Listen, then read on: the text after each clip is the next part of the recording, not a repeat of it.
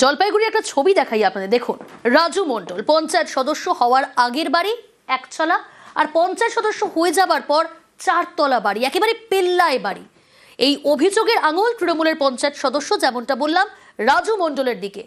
3 বছর আগে তিনি পঞ্চায়েত সদস্য হন, আর তারপর থেকেই আমূল বদল, অর্থাৎ 3 বছরেই আমূল বদল। আগে থাকতেন একতলায়, এখন তার 4 তলা পেল্লায় বাড়ি।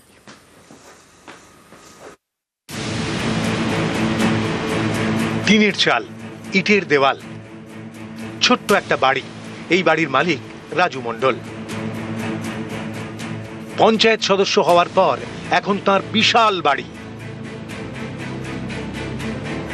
পঞ্চায়েত সদস্যর 4 তলা পেল্লায় বাড়ি। আগে 1 চালা, আর পঞ্চায়েত সদস্য হওয়ার পরে 4 তলা। মাত্র 3 বছরে এমন আলিশান বাড়ি হলো কিভাবে? স্থানীয়দের অভিযোগ, জলপাইগুড়ির পোড়াঝাড় পঞ্চায়েতের তৃণমূল সদস্য হওয়ার পর থেকে ভোল বদলে যায় রাজুর। শুরু করেন বালি পাথরের কারবার, জমির কারবার। অবৈধভাবে জমি বিক্রি করে, আর এই বালু পাথরের বিজনেস ওরা অবৈধভাবে করে। ঘাটে কোনো রয়্যালিটি নেই। ওদের একটা গ্যাং, মহিলাদের আর ছেলেদের নিয়ে ওরা এই কাজগুলো চালায়।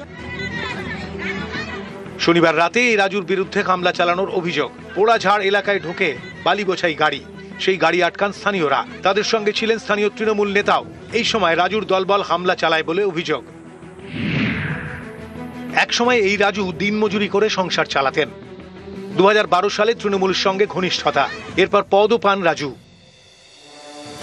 2023 সালে পঞ্চায়েত সদস্য হন। অভিযোগ, এরপর থেকেই রাজু মণ্ডল একেবারে বদলে যান। শুরু করেন বালি পাথর এবং জমির কারবার। গত বুধবার শিলিগুড়ির কাওয়াখালীতে মহানন্দার চর দখল মুক্ত করে সেচ দফতর। এই জমি রাজুর দলবলই দখল করেছিল বলে অভিযোগ। ও আগে থেকে গুন্ডামি করতো, তারপর আবার পঞ্চায়েত হওয়ার পরে তখন আবার গুন্ডামি বেড়ে গিয়েছে, আর সবাইকে মারধর করে, এরকম করে গুন্ডামি করে বেড়ায়। না না স্যার, ও ওগুলাতে জড়িত নাই। কারণ আমি ওর ছোট কাকিমা, আমাদের একই ফ্যামিলি।